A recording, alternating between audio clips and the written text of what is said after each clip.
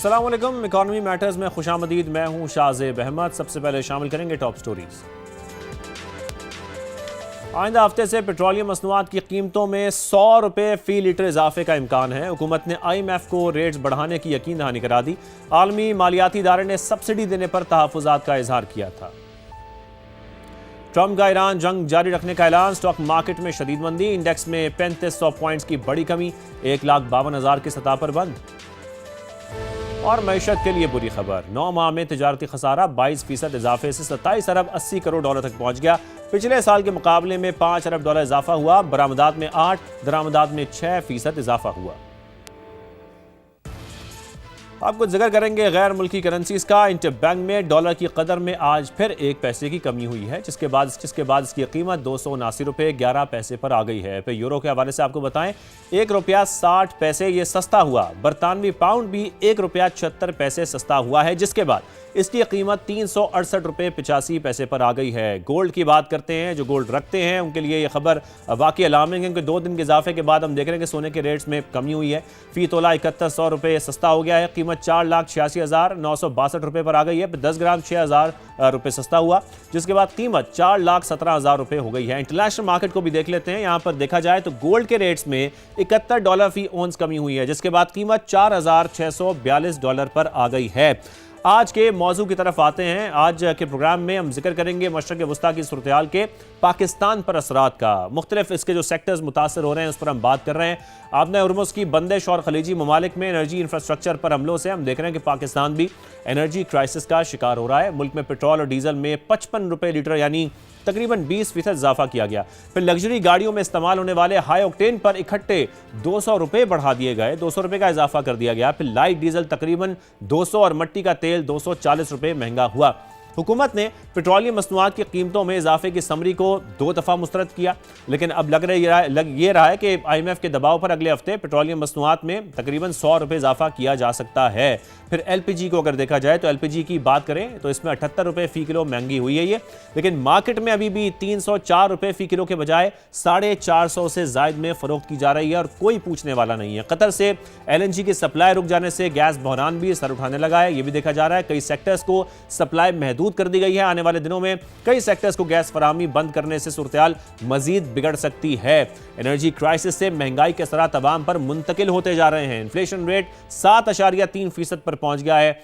मार्च के दौरान महंगाई बढ़ने की शरह में ही 1.2% इजाफा हुआ। पर दूसरी जानिब हुकूमती सतह पर सूरत-ए-हाल की मॉनिटरिंग के लिए रोजाना इजलास किए जा रहे हैं, लेकिन पेट्रोलियम मसनूआत की कीमतों में इजाफे को पास ऑन करने और पसमानदा तबकात को इससे बचाने के लिए स्ट्रेटजी पर गौर किया जा रहा है या नहीं किया जा रहा है, या क्या स्ट्रेटजी होनी चाहिए, आज इस पर हम बात करेंगे।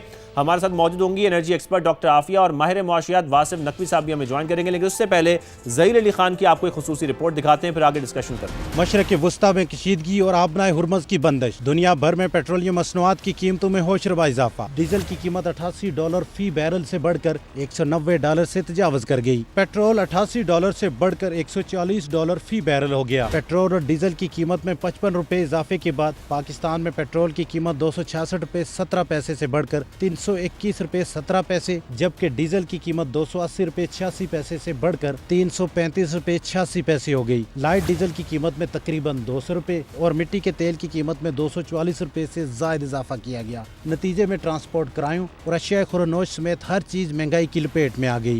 हिस्टोरिकली हाई प्राइसेस हैं पेट्रोलियम प्रोडक्ट्स की, लेकिन डिमांड जो है वो उसी तरह से है, क्योंकि लोगों का रोज़गार उसके साथ मुंसलिक है। आपकी ट्रांसपोर्टेशन कॉस्ट है, तो प्राइस के बढ़ने से भी डिमांड उस तरह से नीचे नहीं आ रही। जैसे जैसे डीज़ल की कंजम्पशन बढ़ती जाएगी, अगर सप्लाई डिसरप्शन नहीं भी आती, क्योंकि प्राइस लेवल बड़ा ज़्यादा है, तो ये आपकी तारीख की सबसे ज़्यादा महंगी गंदम की कटाई होगी। महंगाई 19 माह की बुलंद तरीन सतह 7.5% तक पहुँचने से आवाम का गुजर बसर मुश्किल हो गया।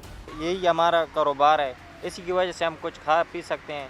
तो पेट्रोल इतना महंगा है कि राइड का कोई फेयर ही सही नहीं मिल रहा, तो मुश्किल से बड़ा गुजारा हो रहा है। हुकूमत को चाहिए कि हम गरीब आवाम को भी रिलीफ दीजिए। बेरोजगारी है बहुत, ऊपर से पेट्रोल डीजल बहुत महंगा हो गया है, क्या करे, गरीब आदमी पीसा जा रहा है। माहिरीन के मुताबिक मशरक़ वस्ता में कशीदगी का खात्मा और आबनाए हुर्मुज़ बहाल होने के बाद भी इन हालात में पैदा होने वाली महंगाई के आफ्टर शॉक्स बरकरार रहेंगे। कैमरा टीम के साथ ज़हीर अली खान, समा, इस्लामाबाद। ये खुसूसी रिपोर्ट आपने देखी। वासिद नकवी साहब भी हमारे साथ मौजूद हैं, डॉक्टर आफिया भी हमें ज्वाइन कर चुकी हैं। बहुत शुक्रिया आप दोनों मेहमानों का। डॉक्टर साहबा, मैं पहले आपकी जानिब आऊँगा। अब पेट्रोलियम मसनूआत की सप्लाई को तो अगर हम देखें तो सूरत कुछ बेहतर है पाकिस्तान की खासतौर पर अगर बात करें, लेकिन एक तरफ हुकूमत ये दावा कर रही है आफिया साहबा कि मुल्क में पेट्रोलियम मसनूआत का एक वाफर ज़ख़ीरा मौजूद है, और फिर वज़ीर आज़म कीमतों में इजाफे की तजावीज़ भी बार बार मुस्तरद करने की बात करते हैं। अब रिक्शा मोटरसाइकिल के लिए सब्सिडी पर फ्यूल भी दिया जा रहा है, लेकिन दूसरी तरफ खड़ा है IMF, और IMF का बड़ा दबाव भी है। तो इन ग्लोबल एनर्जी क्राइसिस में IMF की जो कंडीशंस हैं पाकिस्तान के लिए, ये कितना बड़ा चैलेंज बन रही हैं हमारे लिए? बहुत शुक्रिया आपका। देखें, चैलेंज तो इस वक्त है क्योंकि ऑलमोस्ट आजकल जो एस्टिमेट लगाया गया है वो तकरीबन 7 बिलियन रुपीस की डेली जो है वो हुकूमत सब्सिडी दे रही है, क्योंकि जो ग्लोबली तो प्राइसेस ऊपर गई हैं, और हमारी जो इस वक्त मेन जो कंजम्पशन है वो है पेट्रोल की और डीजल की, और दोनों की कीमतें ग्लोबली भी ऊपर गई हैं और हमारी इंपोर्ट डिपेंडेंसी भी बहुत ज़्यादा है। और उसकी कीमतें हमने शुरू में तो ठीक है वो 55 रुपये बढ़ा दी थी, लेकिन उसके बाद हमने उसकी कीमतें नहीं बढ़ाई, जिसकी वजह से गवर्नमेंट पे उसका बर्डन आ गया। अब इसका जाहिर है कि और हुकूमत के पास क्योंकि फिस्कल स्पेस इतनी ज़्यादा है नहीं, IMF का प्रेशर तो है ही है, लेकिन हुकूमत की अपनी फिस्कल स्पेस भी बहुत कम है इस वक्त मौजूद, उसके पास नहीं है, और रेवेन्यू के सोर्सेज भी नहीं है। तो वाहिद हल फिर यही बचता है कि आप टारगेटेड जो है, जिस तरह गवर्नमेंट इस वक्त प्लान भी कुछ कर रही है और कुछ इसके बारे में बात भी हो रही है कि जो फ्यूल राशनिंग की तरफ जाएं, और 2 to 3 व्हीलर्स को जो है एक वो सब्सिडाइज रेट पे एक राशन एक फिक्स्ड अमाउंट दिया जाए, लेकिन बाकी सबके लिए वो बढ़ाया जाए। तो इस वक्त ओवरऑल मैक्रो इकोनॉमिक सिचुएशन को अगर बचाना है ना, तो वो प्राइसेस तो लाजमी ऊपर जाएंगी, क्योंकि अब गवर्नमेंट के पास स्पेस नहीं है और IMF के हम अंडर उसमें हैं प्रोग्राम में, और वो हमें करना ही पड़ेगा। अच्छा, तो 100 और हो सकता है कि डीजल पे इससे डॉक्टर भी साहब ज़्यादा यहाँ पर हम एक प्राइस ब्रेक ऊपर डाउन जाए। कर सकते हैं पेट्रोलियम मसनूआत को समझने के लिए कि अभी भी जो एक्स रिफाइनरी रेट है वो तकरीबन 150 के अराउंड है, और जो लेवी है वो 105 रुपये इस वक्त। अगर हम सिर्फ पेट्रोल की बात करें, फिर दीगर टैक्सेस हैं, वो सब चीज़ें जो इस प्राइस को फिर 325 की तरफ लेके जाती हैं। बिल्कुल ऐसा ही है, लेकिन अभी आपने जिस तरह हाई ऑक्टेन की बात की, तो अगर हमें ये भी देखना है कि बेशक हम उस पर 200 रुपये हमने जो है वो लेवी बढ़ा दी है, लेकिन उसका ओवरऑल इम्पैक्ट बहुत कम आएगा, क्योंकि उसका ओवरऑल शेयर जो है ना, इट इज़ लेस देन 2%। तो जब इन प्रोडक्ट्स का शेयर बहुत ज़्यादा होगा, तो ये जो 100 रुपीज़ की जो लेवी है, 100 से ऊपर की जो पेट्रोल की लेवी है, ये उसको कॉम्पनसेट नहीं कर रही जो इस वक्त प्राइस इंक्रीज़ हुआ है। तो बजाय तो उसके बावजूद, इस लेवी को बढ़ाने के बावजूद गवर्नमेंट को जो है वो अपने उसमें से इसको सब्सिडाइज करना पड़ रहा है। तो गवर्नमेंट पे बर्डन इसका ज़रूर है। तो जब तक इसको थोड़ा बहुत तो पास ऑन करना लाजमी ही पड़ेगा गवर्नमेंट को, इसके बगैर जो है ना वो सर्वाइव उसकी फिजिकल स्टेबिलिटी के लिए बहुत बड़ा चैलेंज बन सकता है। ठीक है वासिफ साहब, मैं आपकी तरफ आता हूँ। जैसे कि डॉक्टर साहबा भी कह रही हैं कि थोड़ा बहुत तो पास ऑन करना पड़ेगा, इसके अलावा गवर्नमेंट के पास कोई ऑप्शन नहीं बचती फिर। बिल्कुल ठीक फरमाया मैडम ने भी, और आपने भी इब्तदाइये में जिक्र किया। ये जो पेट्रोलियम मसनूआत की किल्लत है, ये मेनली तो मैं समझता हूँ ट्रांसपोर्ट सेक्टर जो है उसके ऊपर इफेक्ट करेगी। आपका एनर्जी जो कॉस्ट है वो इंक्रीज हो जाती है, इंडस्ट्रियल कॉस्ट के ऊपर फ़र्क आएगा, इंडस्ट्रियल प्रोडक्शन जो है वो भी महंगी हो जाएगी, और ज़ाहिर ज़राअत जो है एग्रीकल्चर सेक्टर आपका वो भी इससे मुतासर होता है। लाइकवाइज आपकी फूड इन्फ्लेशन जो है वो तो हर इंडिविजुअल के ऊपर उसका असर है, और ये ब्रॉड टर्म्स में अगर बात करें तो ये मेन 4-5 चीज़ें हैं जिनके ऊपर इसका डायरेक्ट इम्पैक्ट आ रहा है। IMF की जहाँ तक बात की, जाहिर है कि हम IMF प्रोग्राम के साथ चल रहे हैं और उनकी शराइत को मानना भी ज़रूरी है। इस सूरत हाल के अंदर मैं ये ज़ाती तौर पे समझता हूँ कि टारगेटेड सब्सिडीज़ दी जा सकती हैं, और टारगेटेड सब्सिडीज़ के अलावा जो हमारा एनर्जी का जो सप्लाई है वो भी हमें टारगेटेड देनी पड़ेगी, और उससे जाहिर है कि जो अभी प्रायोरिटी जिन सेक्टर्स को मिलती है, इंडस्ट्रियल होगी या एग्रीकल्चर को, ताकि जो आम इंसान की जो जिंदगी है उसके ऊपर जो आम सार्फिन है उनके लिए महंगाई बहुत बढ़ गई है। बिल्कुल वासिफ साहब, मैं इसी पर आपसे कमेंट चाह रहा था। ज़ाहिर है इस वक्त IMF का एक दबाव भी है। एक तो मुझे ये बताइएगा कि IMF के इस दबाव के बाद, इन शराइत के बाद, किस किस्म का हम रेस कर सकते हैं इस पेट्रोलियम मसनूआत में, क्या हो सकता है। सेकेंडली, जो हुकूमती सतह पर सूरत-ए-हाल की मॉनिटरिंग है वो रोज़ाना इजलास में की भी जा रही है, जिसमें जो पसमानदा तबकात हैं उनको पेट्रोलियम मसनूआत के हवाले से जो स्ट्रेटजी है उस पर गौर भी किया जा रहा है। लेकिन कुछ फार्मूले भी सामने आ रहे हैं जिसमें जैसे मोटरसाइकिल सवारों को फ्यूल कार्ड समेत मुख्तलिफ ऑप्शंस पर गौर किया जा रहा है। लेकिन बेहतरीन तरीका क्या है इस वक्त सब्सिडाइज करने का या अवाम को रिलीफ देने का, आम अल्फाज में अगर कहा जाए तो? मैं समझता हूँ दो तीन हमारे पास ऑप्शंस हैं, because we have limited options at the moment. एक तो आपने जैसे जिक्र किया कि हम फ्यूल कार्ड दे सकते हैं उन लोगों को कि जो ज़रा मुतवसत तबके से नहीं है, मुस्तहिक लोगों को हम फ्यूल कार्ड दे सकते हैं। सही। सेकेंडली, जो हमने बेनज़ीर इनकम सपोर्ट प्रोग्राम की सूरत में किया कि टारगेटेड हम कैश जो है वो लोगों को सप्लाई किया जाए ताकि वो उससे फ़ायदा उठा सकें। थर्ड जो आप जिक्र कर रहे थे कि इसमें हमारे पास फ्यूल कार्ड और कैश पोर्ट के अलावा मेरे ख्याल में कोई ऐसी बड़ी चीज़ नहीं है एट द मोमेंट जो की जा सकती हो। बट यस, एक चीज़ जिसको मैं मिस कर रहा था वो ये है कि हम जो LNG और LPG की जो प्राइसेस हैं उनकी तरफ अगर थोड़ा सा देखें, LPG का जो एक्चुअल रेट है वो दैट इज़ अराउंड 304 पर केजी। जो मार्केट के अंदर इस टाइम पे अवेलेबल है वो 450 के करीब है। तो इसका मतलब ये है कि ये पॉलिसी गैप नहीं है, it is more of like a governance gap. Enforcement का बहुत बड़ा प्रॉब्लम है। बिल्कुल, हम इस तरफ भी आते हैं। इन्फोर्समेंट का बहुत बड़ा इशू है जिसकी वजह से चीज़ें मैनेज नहीं हो रही हैं। डॉक्टर साहिबा, ये बात तो हो रही है लेकिन ये क्राइसिस सिर्फ पाकिस्तान के लिए नहीं है, ज़ाहिर है ऐसा पूरी दुनिया भर के लिए ग्लोबल एनर्जी क्राइसिस हैं। दूसरे ममालिक पर अगर हम थोड़ी सी नज़र डालें, उन्होंने अपने अवाम को जो मौजूदा क्राइसिस हैं ऐसे महंगाई से बचाने के लिए बहुत सारे इकदाम उठाए हैं। बरतानिया की हम बात करें तो वो फ्यूल ड्यूटी को फ्रीज उन्होंने कर दिया। फिर भारत ने पेट्रोल और डीजल पर जो एक्साइज ड्यूटी है और वैल्यू एडेड टैक्स है उसमें कमी की है। ऐसे कोई इकदाम पाकिस्तान में भी कोई नज़र तो नहीं आ रहे हैं? क्या हो सकते हैं जो गवर्नमेंट इस वक्त उठा सकती है? हम ज़्यादा से ज़्यादा ये कर देते हैं कि BISP के तहत जो महदूद तबका है उसको एक सब्सिडी दे देते हैं और हमसे कुछ नहीं होता। जी बिल्कुल, बिल्कुल आप सही कह रहे हैं कि एक तो ये कि हमारे पास बहुत सारी ऑप्शंस इसलिए भी कम हो जाती हैं क्योंकि हमारे पास IMF की कंडीशंस हैं। आपने जो अभी गिनवाई कंट्रीज, बिल्कुल वो अपने टैक्सेस को फ्रीज कर रहे हैं या कम कर रहे हैं जिसके थ्रू वो अपने आवाम को जो है वो रिलीफ प्रोवाइड कर रहे हैं। लेकिन वो भी ऑप्शन जब IMF की कंडीशंस इतनी सख्त हों, क्योंकि उन्होंने उनका एक कंडीशन ना सिर्फ सब्सिडी को ख़त्म करने की है, दूसरी उनकी रेवेन्यू जनरेट करने की भी उनकी कंडीशन है। तो अगर ये लेवीज वगैरह जो हमारी फ्यूल्स पे हैं इनको कम करते हैं या ड्यूटीज़ को कम करते हैं तो हमारे ओवरऑल रेवेन्यूज इससे कम होते हैं। तो अगेन उसमें फिर लिमिटेशंस आ जाती हैं IMF की तरफ से कि वहाँ से उनकी कंडीशंस आ जाती हैं, तो वो फिर गवर्नमेंट जो है उसके वहाँ पे हाथ बन जाते हैं कि उन चीज़ों को वो छेड़ नहीं सकते। फिर रह जाती है बात के वाहिद ऑप्शंस वही रह जाती है टारगेटेड, जिस तरह अभी वासिफ साहब ने भी कहा कि टारगेटेड या बिस्प के थ्रू या फिर वही ration fuel rationing through the fuel card. लेकिन ये भी साथ ही साथ ये भी देखने की ज़रूरत है कि ये सारी ऑप्शंस भी जो है ना कोई बहुत अच्छी ऑप्शंस इसलिए नहीं है क्योंकि लीकेजेस वहाँ पे भी हैं। तो आइडियल सिचुएशन तो नहीं है लेकिन लेस डिस्टॉर्शनरी हम उसको कह सकते हैं कि वो लेस डिस्टॉर्शनरी ऑप्शंस ज़रूर हैं कि वो इस वक्त दी जाए।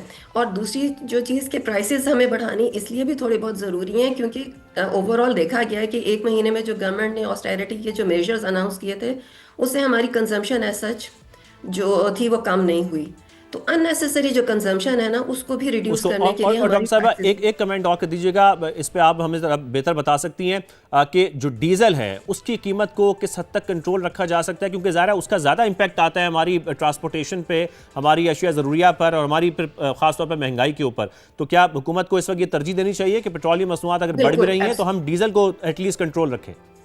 बिल्कुल बिल्कुल, जो हमें जो मैक्सिमम सब्सिडी देनी चाहिए ना वो डीजल पे देनी चाहिए, जिस तरह वो अभी आपके शुरू में डॉक्यूमेंट्री में भी बताया गया कि आगे वो एग्रीकल्चर सेक्टर के लिए भी बहुत ज़रूरी है और ओवरऑल फूड सप्लाई चेन के लिए भी। हमारा ट्रांसपोर्ट सेक्टर को यानी अगर हमने अपनी फूड सप्लाई चेन को जो है वो बैलेंस रखना है, यानी उस चाहते हैं कि प्राइसेस बहुत ज़्यादा ऊपर ना जाएं इन्फ्लेशन को कंट्रोल रखने के लिए, तो हमें डीजल जो मैक्सिमम सब्सिडी देनी चाहिए वो डीजल में देनी चाहिए एज कम्पेयर टू पेट्रोल। ठीक है, मैक्सिमम जो सब्सिडी है वो डीजल में देनी चाहिए, वो बहुत ज़रूरी है ताकि एटलीस्ट जो हमारी फूड चेन सप्लाई है वो ठीक रहे। हमारे साथ ही रहिए, यहाँ पर एक ब्रेक शामिल करते हैं, ब्रेक का वापस आते हैं, कुछ दीगर क्वेश्चंस भी अपने मेहमानों से पूछने के लिए।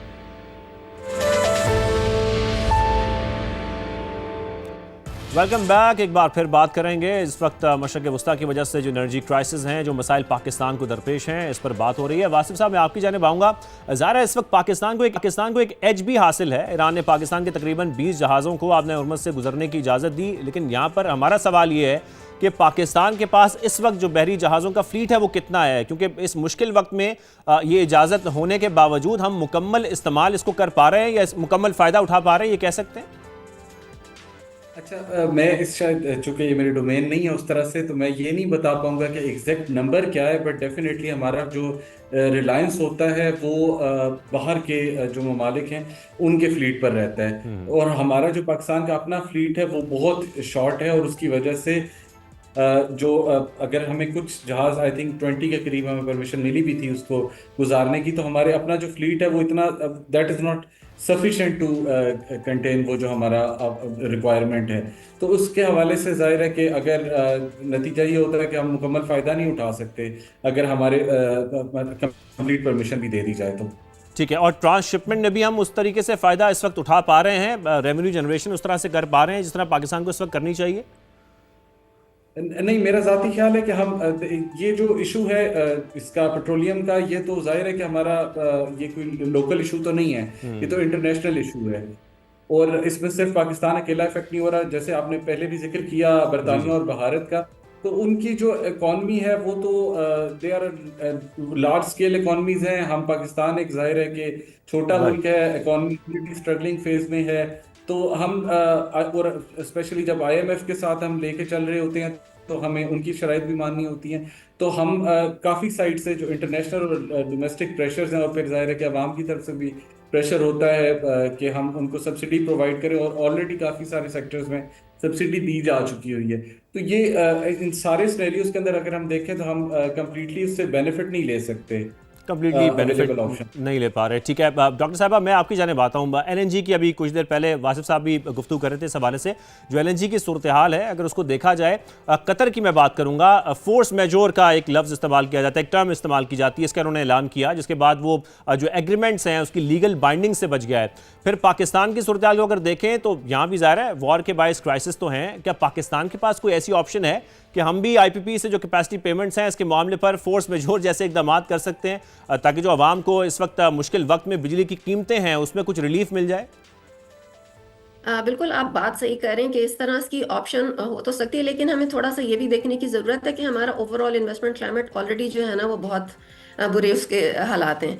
लेकिन उसके साथ साथ जिस तरह अभी आपने LNG की बात की, जो LNG के प्लांट्स हैं ना वो तो गवर्नमेंट ओन्ड हैं, उसमें बहुत कम शेयर है जो प्राइवेट सेक्टर का है। तो उस किस्म के प्लांट्स के साथ हम ये वाला फोर्स मेजॉरिटी ऑप्शंस जो है ना उसको यूटिलाइज कर सकते हैं, और उससे काफ़ी हद तक हमारी जो कैपेसिटी पेमेंट्स हैं वो कम हो जाएंगी। और अभी हमारे पास LNG की सप्लाईज भी कम है होने वाली हैं, क्योंकि ज़ाहिर है कतर से हमारी वो इम्पोर्ट होगी नहीं, और हमारी डोमेस्टिक जो है प्रोडक्शन इतनी ज़्यादा नहीं है। तो हमें जो है प्रायोरिटाइज करना पड़ेगा अपनी जो LNG की सप्लाईज हैं, उसको जो अवेलेबल होगी सप्लाईज, उसको किस तरह से प्रायोरिटाइज करना है। और हमारे जो स्पेसिफिकली जो इलेक्ट्रिसिटी सेक्टर है उसमें सोलर की वजह से एक कुशन, हमें बहुत अच्छा कुशन मिल चुका है। एग्जैक्टली। और उसको यूटिलाइज करना हमें ज़रूरी है। उसके लिए हम अपनी प्राइसिंग में थोड़ा बहुत चेंजेस करें, और हम LNG के जो पावर प्लांट्स हैं उनके साथ ये वाली ऑप्शन जो है ना वो जरूर यूज और कर सोलर सकते की हैं। डॉक्टर साहब तकरीबन कोई 25% कंट्रीब्यूशन है इस वक्त पावर सप्लाई में? बिल्कुल है, बिल्कुल, यानी वो हमारा जो ओवरऑल जो ग्रिड लेवल का जो नंबर है ना उसमें हम ये नहीं कह सकते, क्योंकि वो जाहिर है कि वो डॉक्यूमेंटेड नहीं है बहुत सारा जो सोलर इंस्टॉल हो चुका है। लेकिन अनडॉक्यूमेंटेड जो फिगर्स आ रही है ना वो तकरीबन हमारी जो कंट्रीब्यूशन है वो 25% तक हो चुकी हुई है। ठीक है, ठीक है। वासिफ साहब, मैं आपकी जानना मांगूंगा एक ओवरऑल जो पाकिस्तान की इकोनॉमिक कंडीशंस हैं, जो वक्त सूरत हाल है, उस पर हम बात जरूर करेंगे। गुज़ारा मशरक़ वस्ता की सूरत हाल की वजह से जो पाकिस्तान की तजारत है वो बुरी तरह मुतासर हुई है, फ्रेट चार्जेस बढ़ गए हैं, फिर ऑर्डर्स की जो मनसूखी है उसके भी हम देख रहे हैं कि एक्सपोर्ट में 14% बड़ी कमी देखी गई है। इस पर ज़रा आप कमेंट कर दें कि ये सिलसिला चला तो फिर मईशत तो हमारी बुरी तरह मुतासर होगी।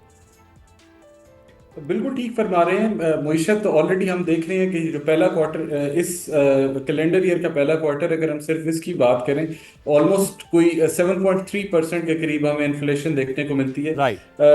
इसमें से सिर्फ 1.2% मार्च के महीने की है।